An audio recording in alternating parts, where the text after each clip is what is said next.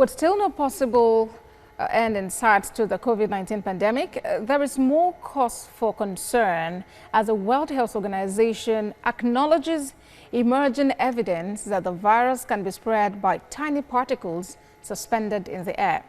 The Global Health Agency says airborne transmission cannot be ruled out in crowded, closed or poorly ventilated settings, but warns that the evidence requires further assessment. If confirmed, it may affect guidelines for indoor spaces.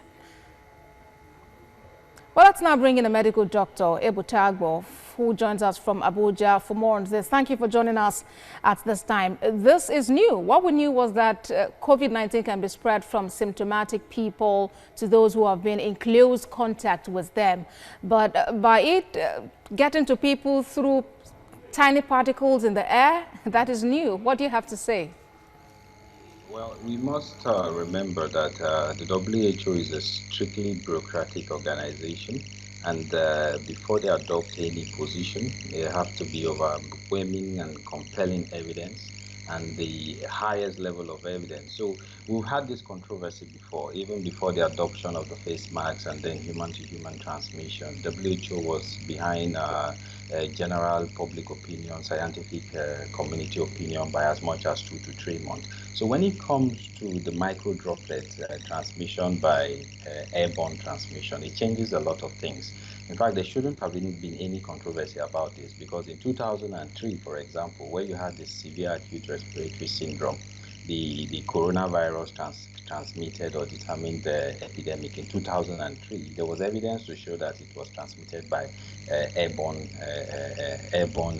micro droplets, as opposed to the droplets that require closer contact. So confirmation of this position alters the dynamics to a large extent, that we cannot just be talking about 6 meters distancing, or no, 6 feet distancing or 2 meters distancing, that we need to also take into consideration how we can improve ventilation in places where we find ourselves in a crowded room of potential suspect, especially because we already have evidence that there is widespread community transmission. So we need to be able to rejig some of our guidelines to a large extent.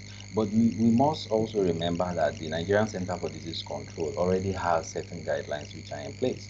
But more important is the fact that those guidelines about the proper use of face masks, the proper use of hand sanitizer, hand hygiene, the proper initiation and maintenance of physical distances are even far more important than the new evidence that we are looking at right now.